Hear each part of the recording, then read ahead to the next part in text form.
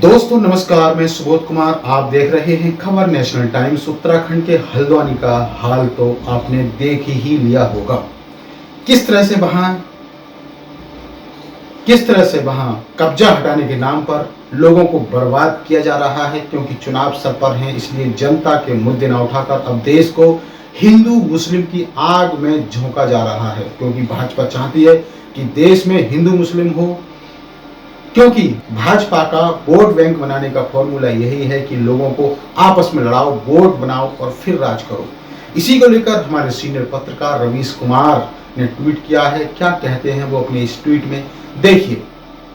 उत्तराखंड में 6 लोगों की मौत हुई है, कई लोग घायल हैं। विपक्ष के बड़े नेता को उत्तराखंड के बनभूलपुरा जाना चाहिए, वहां जाकर और ठहर कर चीजों का पता लगाना चाहिए।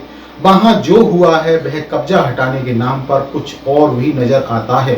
वहां की खबरों में सरकार का ही पक्ष भरा है। ऐसे मामलों में विपक्ष के बड़े नेताओं को मैदान में जाकर रोकने और संवाद करने का साहस दिखाना चाहिए। आप बहुसंख्यक आबादी को गोदी मीडिया और व्हाट्सएप के प्रोपोगेंडा के सहारे नहीं छोड़ सकते। चुनावी ध्रुवीकरण तो वैसे भी हो रहा है। विपक्ष इस तरह से चुप्पी लगाता रहेगा तो देश भर में सामने आ रही सरकारी सांप्रदायिकता से नहीं लड़ पाएगा। इन बातों का भाषणों में जिक्र कीजिए। उत्तराखंड में भयंकर बेरोजगारी है, मगर बहस किस चीज को लेकर पैदा की जा रही है। वहां के युवाओं ने अगर यही भविष्य चुन लिया है तो दुखद है। उन्हें अखबारों और चैनलों से सावधान रहने की जरूरत है। दिल्ली में रातों रात मस्जिद का वजूद मिटा दिया गया। दिल्ली शहर के लोगों ने अनदेखा कर दिया। वे हर जाति में अपनी चुप्पी के साथ शामिल होते जा रहे हैं। विपक्ष के नेता क्या मौके पर गए, आसपास के लोगों को बताया कि क्या हो रहा है।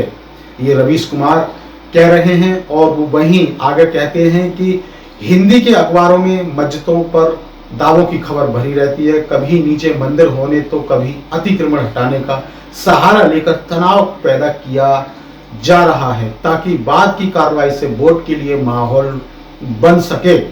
ऐसी अनेक खबरों से गुजरते हुए साफ लगता है कि कोर्ट, पुलिस, सरकारी विभाग और गोदी मीडिया के अखबार लगातार ऐसी खबरों और बयानों से हिंदू वोट बनाने में लगे हैं। ये बहुत दुखद और शर्मनाक है।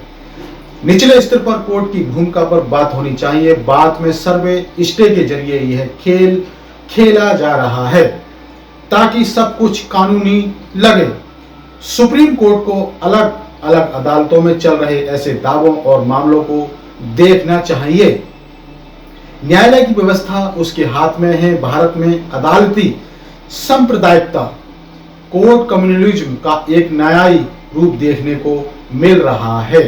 और वो आगे क्या कह रहे हैं, कम से कम सुप्रीम कोर्ट को उसका संरक्षण नहीं बनना चाहिए और ना ही अनजान बने रहना चाहिए। और इसी के साथ उन्होंने अगला ट्वीट भी किया है भारत रत्न को लेकर, क्योंकि अभी अजीत सिंह चौधरी को भारत रत्न से सम्मानित किया गया है। वो कहते हैं कि गोदी एंकरों को भी मिल जाना चाहिए। भारत रत्न बेचारे बहुत मेहनत करते हैं, तमाम गला फाड़ कर चिल्लाते रहते हैं। देखिए उनका ट्वीट क्या कह रहे हैं।